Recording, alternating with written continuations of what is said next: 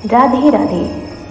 स्वागत है आपका अपने पावन YouTube चैनल पर, जहां हर दिन आपको मिलती है एक नई भक्ति, एक नई अनुभूति।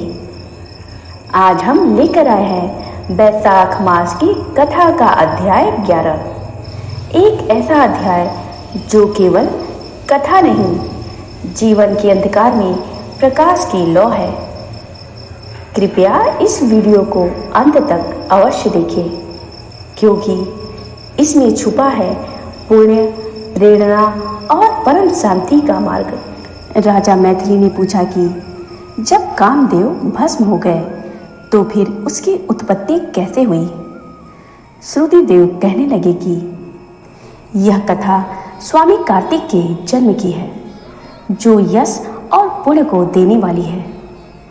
जब महादेव जी ने कामदेव को जला दिया तो उसकी स्त्री रति अपने पति को भस्म हुआ देखकर शोक से मूर्छित हो गई। जब 2 घड़ी के पश्चात उसकी मूर्छा गई तो अत्यंत विलाप करने लगी, जिससे सारा तपोवन दुखमय हो गया। अब रति ने चिता में जलकर शरीर त्याग देने का विचार किया और पति के मित्र बसंत को पति की अंतिम क्रिया करने को बुलाया। जब तक वह चिता बना ही रही थी कि बसंत भी आ गया।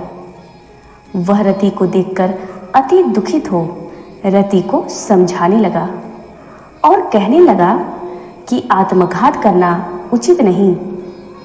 जब बसंत ने उनके शरीर त्यागने का विचार दृढ़ देखा तो नदी के किनारे पर चिता बनाई और रति गंगा में स्नान कर सब इंद्रियों को रोक और मन को आत्मा में लीन करके चिता पर चढ़ने को तैयार हुई। तो उसी समय आकाशवाणी हुई कि हे पति प्रेमा, तुम चिता में प्रवेश मत करो। तुम्हारा पति महादेव जी और कृष्ण भगवान से उत्पन्न होगा। इस प्रकार क्रम से 2 जन्म होंगे। तब दूसरे जन्म में श्री कृष्ण से रुक्मणी के गर्भ से प्रद्युम्न रूप में उत्पन्न होगा। तो ब्रह्मा के श्राप से संबर नामक राक्षस के घर में निवास करेगी। वही तेरा पति प्रद्युम्न तुमको प्राप्त होगा। इतना कहकर आकाशवाणी समाप्त हो गई और जब रति ने आकाशवाणी सुनी तो उसने चिता में प्रवेश नहीं किया। जिनके कार्य की सिद्धि के लिए श्री शिव जी ने कामदेव को भस्म कर दिया था, उन सब देवताओं ने बृहस्पति, इंद्र और अग्नि को आगे करके रति को वरदान दिया कि अब से तेरा पति अनंग कहलाएगा और अंग वाले की तरह मरा हुआ भी दिखाई देगा। और फिर कहने लगे कि पूर्व काल में तेरा पति सुंदर नाम का राजा था। उस जन्म में भी तुम इसकी पत्नी थी, परंतु जसन कारिणी होने के कारण तुम्हारी यह दशा हुई।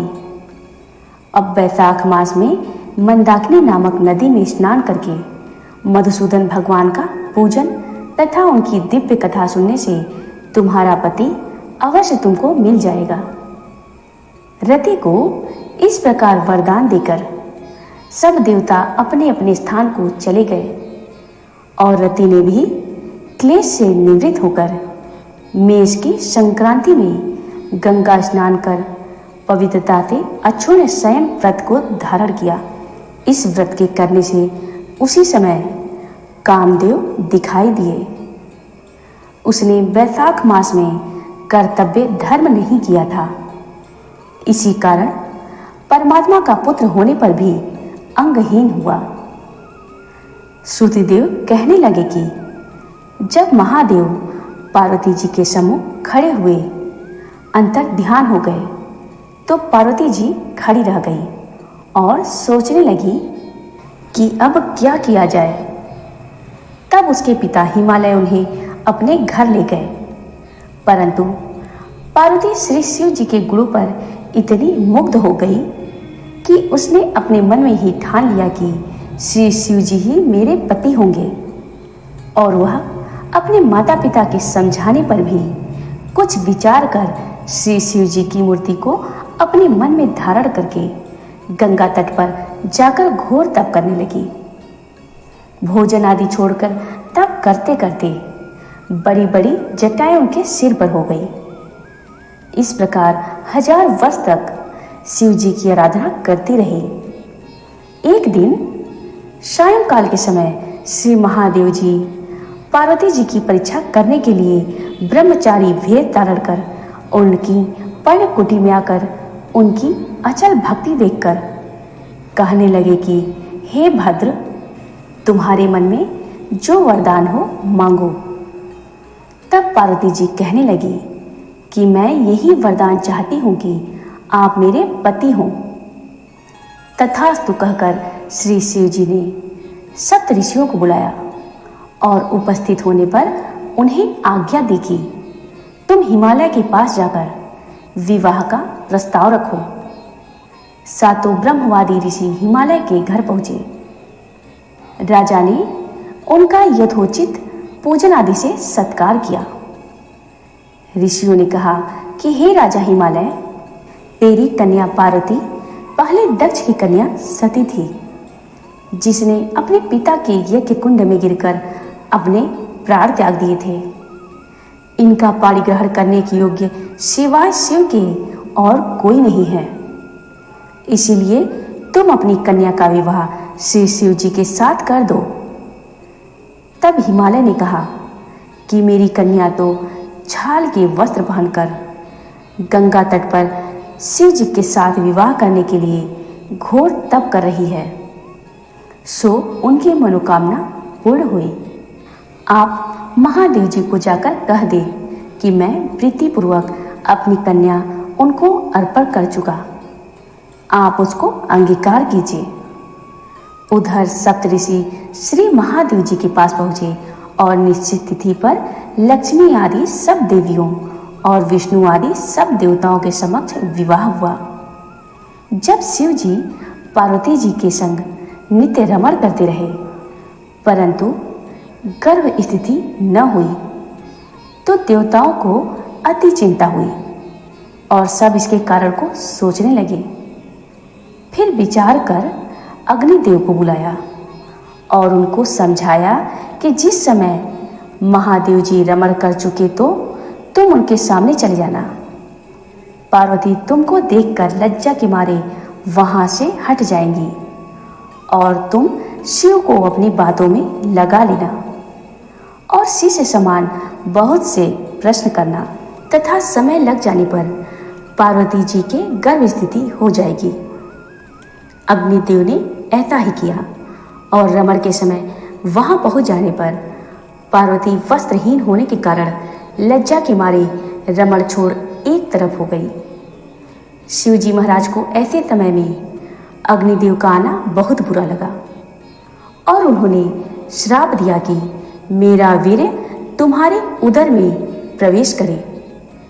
तब अग्नि ने उस वीर्य को अपने उदर में ग्रहण कर लिया और 10 महीने बीत जाने पर उस तेज वीर्य को गंगा जी में डाल दिया। गंगा जी भी उसको सहन न कर सकी और उसको सरकंडों में फेंक दिया और वहां पर उसके 6 भाग हो गए। तब ब्राह्मणों ने 6 कन्याओं को भेजा। उन्होंने उन 6 भागों को जोड़ा जिससे 6 मुख और 1 अंग ऐसी आकृति का बालक बन गया। वह बहुत दिनों तक उन सरकंडों में ही पड़ा रहा। एक दिन श्री महादेव जी और पार्वती जी बैल पर चढ़े जा रहे थे कि सहसा पार्वती जी के स्तनों से दुग्ध की धारा बहने लगी। तब पार्वती जी ने श्री महादेव जी से पूछा कि इसका कारण क्या है। तो महादेव जी बोले, हे देवी, मैं इसका कारण कहता हूं। देखो, यह पास में ही तुम्हारा पुत्र पड़ा हुआ है। और फिर श्री महादेव जी ने पिछली सारी कथा पार्वती जी को सुनाई और कहा कि उसी को देखकर तुम्हारे स्तनों में दूध आ गया है, क्योंकि वह तुम्हारा ही पुत्र है। महादेव जी की यह बात सुनकर पार्वती जी ने उस बालक को उठा लिया और अपनी गोदी में बिठाकर उसको अपने स्तनों का दूध पिलाने लगी। इस प्रकार पार्वती जी पुत्र स्नेह में मुग्ध होकर उसको कैलाश में ले गई और उसका पालन पोषण करने लगी। सूति देव कहने लगे कि राजन, यह कुमार के जन्म की कथा मैंने तुमसे कही। हरिओम तत्सत। आज की कथा ने हमें यह समझाया कि सच्ची भक्ति के लिए साधन नहीं, साधना चाहिए। यदि यह कथा आपके हृदय को छू गई हो तो इसे अपने परिजनों और भक्त साथियों के साथ जरूर साझा करें। आपके एक क्लिक से किसी का जीवन बदल सकता है। हमसे जुड़ने के लिए चैनल को सब्सक्राइब करें, बेल आइकन दबाएं ताकि हर अध्याय सबसे पहले आप तक पहुंचे। बैसाख मास में सच्चे मन से किया गया छोटा सा पुण्य भी जीवन को धन्य बना सकती है। जय श्री हरि, जय श्री हरि।